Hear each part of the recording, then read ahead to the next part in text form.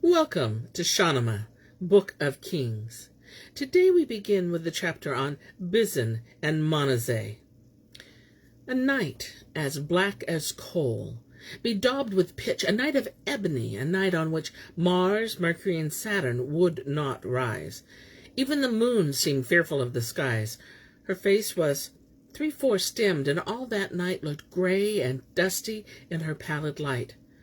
On plain and mountainside dark henchmen laid, night's raven carpet shade on blacker shade.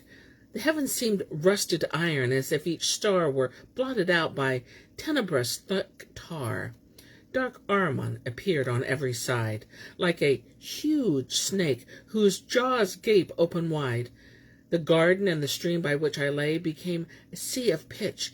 It seemed that day would never come, the skies no longer turned, the weakened sun no longer moved or burned.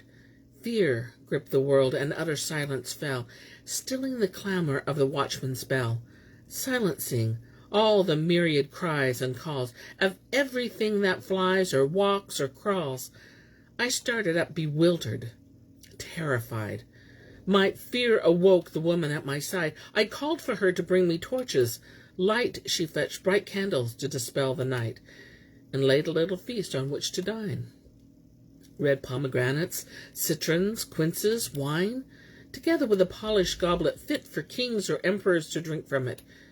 "But why do you need candles now?" she said. "Has sleep refused to visit your soft bed? Drink up your wine, and as you do so, I will tell a story from the days gone by, a story full of love and trickery, whose hero lived for war and chivalry."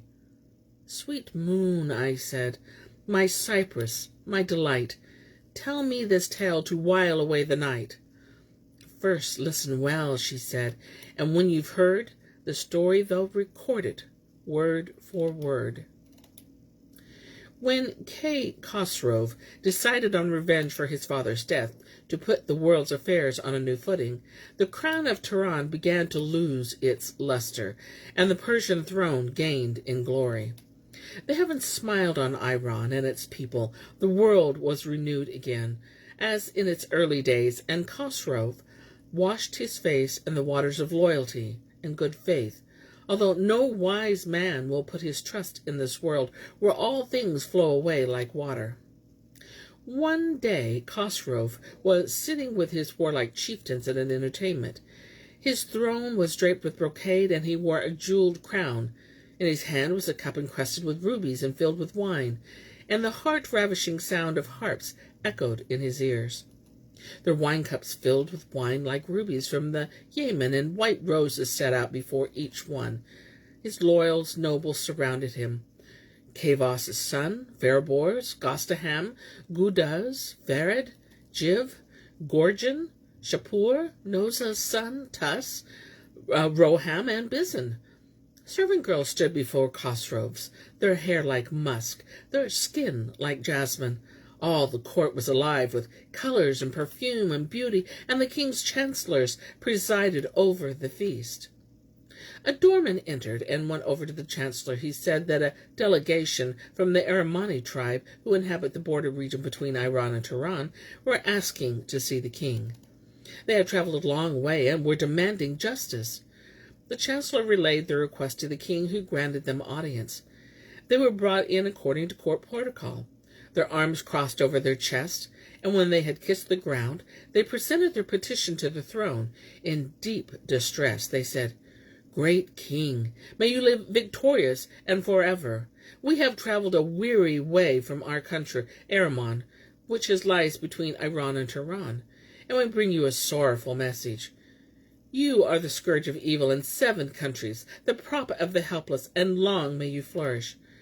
Our country borders Tehran, from which great disasters have come to us. Within our marches toward Iran is a forest, parts of which we have cultivated. It's full of fruit trees, and we also pasture our flocks there. In short, we depend on this area, and we appeal to the king to help us. Innumerable wild boar have overrun this forest, and their tusks are like an elephant's. They are mountainous in size, and they are destroying the land of Ahriman, killing our animals, trampling our crops, smashing with their tusks trees that have been there for longer than anyone can remember. Granite is not as tough as their tusks, and we fear that our good fortune is about at an end." When the king had heard them, he pitied their plight, and he turned to his chieftains. "Who is ambitious for success and fame? Which warrior here is worthy of the name? We'll chop these wild pigs' heads off with his swords. I won't be miserly with my reward." Then he ordered his treasurer to bring in a golden tray heaped high with jewels, jumbled pell-mell together. Near this was a great quantity of brocade, and 10 horses branded with Cavus mark, and caparisoned with golden bridles were led in. Once again he turned to his nobles and said, "Who here will do the bidding of the throne, and with his efforts make my wealth his own?" No one answered except Bishan, son of the great warrior Jiv. He stood and said, "Long may your realm and clan flourish, and the world submit to your authority. I will undertake this mission. My body and soul are yours to command." Jiv glanced up, and it was clear that he was worried by his son's remark. He made his obeisance to the king, then turned to Bishan. "This is mere young man's talk. What makes you so sure of your strength? A youth might be knowledgeable and of good family, but he won't manage anything without experience. He has to see the world first, both good and bad, and he has to taste life's bitterness. Don't go wandering off where you've never been before, and don't make such a fool of yourself in front of the king." Bishan was a quick-witted young man whose star was rising. He was infuriated by his father's talk, and he turned directly to the king. Don't think I'm not capable of this, believe me. I have the strength of a young man and the wisdom of a graybeard. I'll cut these wild pigs' heads off, or I am not Bishan, the son of Jiv, destroyer of armies." Khosrow responded, "You are full of talents, and may you always be our shield against evil. Any king who has a subject like you would be a fool to fear his enemies." Then he turned to Gorgin, Malad's son, and said, "Bishan is young and ignorant in the ways. Be his guide and companion to where the river marks the boundary of our domain." Bishan tightened his belt and placed his helmet on his head and prepared to leave. He took Gorgin as a companion to turn to if anything should go wrong, and the two set off with hawks and cheetahs, intending on hunting as they proceeded on their long journey. Like an elephant foaming at the mouth, Bishan gave chase to wild asses and gazelles, slicing off their heads. His cheetahs brought down mouflon, ripping their bellies open. The rest of the flock scattered in terror. With his bow, Bishan was like any other Tamur, the binder of demons, and his hawk's talons made such havoc among the pheasants that their blood spotted the jasmine plants by the wayside. Indeed, Bishan and Gorgin went forward as if the plain were their private hunting park. They reached the forest of wild boars. The animals were milling about with no knowledge that Bishan had saddled his horse to deal with them, and the young warrior was enraged by their number and effrontery. He said to Gorgin, "Let's go in together, or if you'd rather, you wade over by the lakeside there while I attack them with my arrows. When you hear them squealing among the trees, have your mace ready for any that escape me." But Gorgin said, "This is not what we agreed to before the king. You took all the jewels and gold and silver, and you agreed to do the fighting. All you could expect from me was that I show you the way here." Bishan frowned in astonishment at this response. Nevertheless, he entered the forest like a lion and set about shooting arrows at the herd of boar. His war cry was like that of a spring cloud's thunder, and the leaves and the trees pattering down like rain. He went after the herd like an enraged elephant, a glittering dagger in his hand. They turned to charge him, tearing up the ground with their tusks, sparking fire where their tusks drove rock, as if they would burn the world. One sprang at Bishan like a devil, ripping open his armor, then withdrew and rubbed his tusk against a tree, as if it were an armorer honing a sword on a stone. But when it renewed its attack, the young warrior plunged his dagger into its belly, splitting its mammoth body in two. Then the remaining boars scattered like foxes, their bodies wounded, their hearts sick of combat. Bizhan lopped off the heads of those he'd killed with his dagger and fixed them to his saddle straps. He intended to take the tusks back to the king and to display the severed heads to the court as a demonstration of his prowess. Their combined weight would have exhausted a buffalo. Resentful and scheming, Gorgin emerged from where he had been lurking. He was so filled with chagrin that the forest appeared like pitch to him. He congratulated Bizhan and made a show of rejoicing at his success, afraid of the shame that might come to him from this business.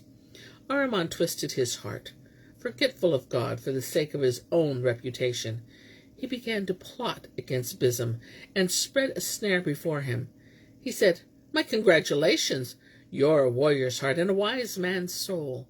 God and your good fortune have given you victory here. There's something I wanted to tell you. I've been in these parts a few times before with Rostam, Jiv, and Gostaham. Tus was here too, and Gostaham. What splendid deeds we did on this wide plain then, how famous we became, and how dearly Khosrow loved us. But the heavens have moved on since then. About 2 days' journey from here toward Tehran, there's a place where people gather to hold festivals. You'll see a wide pasture all green and gold, a sight to rejoice any freeman's heart. This landscape is filled with copses of trees, flowers, flowing streams. It is a place worthy of a hero. The ground is soft as silk, the air scented like musk. The streams seem to flow with rose water. Jasmine tendrils bowed down to the ground with the weight of their flowers, and the roses there are incomparably beautiful. Pheasants strut among the rose bushes, and nightingales sing from the cypress trees. In a few days from now, the whole area will be like a paradise. The meadows and mountain slopes dotted with groups of angelic young women, all led by Manizheh, the daughter of Afrasab. She and her attendants will be staying there. The Turkish girls are cypress slender, smelling of musk, with faces like rose petals, languorous eyes, lips that taste of wine and rose water. If we hurried, we could be there in a day, and we could seize a few of those delectable girls and take them back in triumph to Khosrow. When Baum heard this, his young blood was aroused. He agreed to the venture, partly from a thirst for fame, but partly, too, for the pleasure it promised. The two set off the long journey, one urged on by desire, and the other by malice. They traveled for a day between two forested areas, and then spent 2 cheerful days hunting in the Erimani grasslands. Gorgin knew that Manizheh was not far off, and that the whole plain was as bright as a pheasant's eye with her entourage, and so he repeated to Bizhan what he had said about the festival held there. Bizhan said, "I'll go on ahead. I'll spy out the festival from a distance to see how the Turanians manage these things. Then I'll ride back here, and we can decide what to do. I'll be able to think better once I've seen them." Then he turned to his steward and said, "Bring me my golden diadem that looks so splendid at banquets, and the torque and earrings Kay Khosrow gave me, and the armbands covered in jewels that I have from my father." He also asked for a jeweled belt, then wrapped himself in a splendid roomy cloak, and fixed an eagle's feather to his diadem. His horse, Shabrin, was saddled, and he set off for the festival, his ambitious heart filled with curiosity. When he came in sight of the festivities, he stretched out beneath the cypress tree to stay out of the sun. He was close to the princess's tent, and he felt his heart filled with longing. The whole plain echoed with the sound of music and singing, as if welcoming his soul. The princess appeared from her tent and saw the stretched-out warrior, his cheeks as bright as canopus in the skies above Yemen, or like jasmine petals encircled by dark violets, an imperial diadem on his head, a brocade cloth covering his body.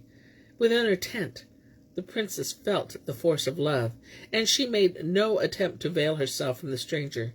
She said to her nurse, "Go quickly over there, find out for me who's lying underneath that cypress tree. I think it's Siavash, or else he seems more like the angels that we see in dreams. Ask him, what brings you here? Won't you at least join in our festival and share our feast? Are you Prince Siavash, then? Or are you an angel's child? Because, whichever is true, you've lit me a fire that makes me fear the world will end and judgment day is near. I've come here every year to celebrate the spring's arrival on this happy date, but never a stranger here before. Now I've seen you, I shall see no more." When the nurse reached Bizhan, she bowed to him and spoke as Manizheh had instructed her. Bizhan blushed like a rose, and then said confidently enough, "Messenger of your beautiful mistress, I am not Siavash, nor am I born of an angel. I'm from Iran, from the land of the free. I am Bizhan, Giv's son, and I traveled here from Iran to fight against wild boars. I cut their heads off and left them lying in the dirt. I'm going to take their tusks back to my king. When I heard about this festival, I put off returning to my father. I thought my good fortune might show me the face of Afrazab's daughter in my dreams. And now I see this plains decked out like a Chinese temple with splendor and wealth. If you treat me well, I'll give you a golden diadem, earrings, and a belt. Take me to your beautiful mistress, and incline her heart favorably toward me." The nurse returned to Manizheh and whispered in her ear, describing his face, his stature, and how God had made him. Straight away, Manizheh sent her back with a message. "If you come over here to me and brighten my dismal soul, you will find you have gained what you dreamed of." When Bishan heard this, the time for talk was over. Full of hope and curiosity, he walked from the tree's shade to the princess's tent. He entered the tent, tall as a cypress. Manizheh embraced him and removed his gold-worked belt. She asked him about his journey and which warriors had accompanied him on his expedition. And why, she said, should such a handsome and noble person be tiring himself out with a mace? She washed his feet in rose water and musk, and had an elaborate meal set before the two of them. Wine was brought, and the tent was cleared of everyone except Manizheh's musicians, who stood before them with lutes and harps. The ground was spread with brocade sewn with gold coins and embroidered like a peacock, and the tent, it was filled with the scents of ambergris and musk. Old wine in crystal goblets overcame the warriors' defenses. For 3 days and nights the two were happy in each other's company, till finally drink and sleep defeated Bizhan. The time for departure came, and Manizheh felt she could not bear to be separated from Bizhan. Seeing his sad face, she called her serving girls and then prepared a soporific drug which they might mingle with his drink. They fitted up a travel litter so that one side was for pleasure and the other for sleep. The sandalwood of the sleeping area was drenched in camphor and rose water, and there they set the unconscious warrior. As they approached the town, Manizheh covered him with a cloth. Stealthily at night, Bizhan was conveyed into the castle, and she mentioned her secret to no one. After his long sleep, Bizhan awoke to find his beloved in his arms. He was in Afrazab's palace, and Manizheh's face was beside him on the pillow. He stared up in alarm and cried out, "To God for protection against Ahriman! How can I ever escape from this place? Listen to my sufferings. Take revenge for me on Gorgin. It is he who led me here, he who deceived me with 1,000 tricks." But Manizheh said, "Live happily, my love, and reckon as wind what has yet happened. All kinds of fate come to men, sometimes feasting, sometimes fighting." They prepared to eat, not knowing whether a gallows awaited them or a marriage ceremony. Manizheh called for musicians. Each of the young women was dressed in Chinese brocade, and to the sound of their lutes, Bizhan and Manizheh passed the day in pleasure. A few days passed in this way, and then gossip caused Disaster's tree to tremble. A rumor reached the court chamberlain, and he secretly investigated the matter, tracing the reports back to their source. He inquired as to where the interloper was from and why he had come to Tehran. When he found out, he feared for his own life and made all haste to save himself. He saw no choice but to tell the king, and ran to him with the news. "Your daughter has taken a lover from Iran." Outraged by Manizheh's behavior, the king shook like a willow tree in a storm, called on God to aid him, and sent for his counselor, Karakan. "Give me," he said, "good advice as to what to do with this shameless woman." Karakan replied, First, inquire more closely into the accusation. If the matter turns out to be as you say, then I have nothing to add. But hearing about something is not the same as seeing it." Afrasab turned to Garsivaz and said, "How much we've endured at the hands of Iran, and will endure in the future. And now fate has added a faithless daughter to my troubles from the country. Go with loyal horsemen, and watch the gates and roofs. Tie up any stranger you find within the palace, and bring him here." His men surrounded the inner palace, occupied the roofs, and kept a watch on the exits where Garsivaz approached the main door. He found it secured from the inside, and sounds of feasting and revelry could be clearly heard. Garsivaz tore the door from its hinges and leapt into the chamber beyond. Immediately he made his way to the room where Bishan was. When he saw Bishan, his blood boiled with rage. 300 servant girls and musicians were there, singing to lutes, serving wine, and Bishan sprang up in fear, his one thought being how he could fight without his armor or his horse Shabrin. He was alone, and his father Jiv could not help him now. God was his only resource. He had always kept a glittering dagger inside one boot, and this is how he drew it as he leaped toward the door, saying, "I am Bishan, Giv's warlike son. I claim an ancient Persian family's noble name. No one skins me unless he's sick of life and wants his head slashed open with his knife. And if the earth resound with judgment day, no man will ever see me run away. If you insist on war, prepare for war. I'll soak my fists in your Turanian gore and hack your heads off. But if you agree to intercede before the king for me, I'll tell him why I'm here. You're a knight. Be chivalrous, and we won't need to fight." Garsivaz saw what Bishan was about, but he also saw the sharp dagger in his hand, and knew that he meant it when he said he would soak his fists in their blood. He swore a solemn oath that he would do as Bishan suggested, and with his promises he managed to cajole the dagger from Bishan's hand. He then talked him into allowing him to be bound in fetters. They trussed him up like they had caught a cheetah. When fortune turns her face away from you, what can your manly skills or virtues do? And so Bishan was haled before Afrasab, bareheaded and with his hands bound. He greeted the king and said, "If you want the truth from me, here it is. I had no desire to come to this court, and no one is to blame for my being here. I came from Iran to destroy a herd of wild boar, and found myself near your borders. I sent my people to search for a lost hawk, when I sheltered from the sun under a cypress tree and fell asleep there. A Densian of fairyland came and spread her wings over me and gathered me up while I was still asleep to her bosom. She separated me from my horse and took me along the path where your daughter and her escort of soldiers were. The plain was filled with horsemen, and various litters and palanquins passed me by. In the distance, an Indian parasol appeared, surrounded by Turanian cavalry, and it came closer. I saw the parasol, covered a splendid litter in which lay a beautiful young woman. A crown was as the pillow beside her. The being that held me repeated the name Ahriman a few times, and then a mighty wind swooped down among the horsemen. Suddenly she set me in the litter and whispered a spell over the women there, so that she remained asleep until we entered the castle. I wept to see her, but I've committed no sin, and Manizheh has suffered no stain or taint of guilt in all this. I think the being who did this to me must have been a fairy of ill omen." But Ahriman said, "Bad luck's caught up with you, and none too soon. You came from Iran with your bow looking for a fight and hoping to make a name for yourself. Now you are standing in front of me defenseless as a woman and with your hands tied, prattling about dreams as if you were drunk. You think you can deceive me with your lies?" Bishan replied, "Your Majesty, listen to what I have to say for a moment, and realize its truth.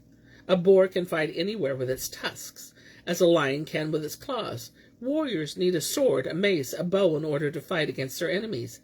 You can't have on the one side a man naked and with his hands tied, and on the other side a man armored and mailed.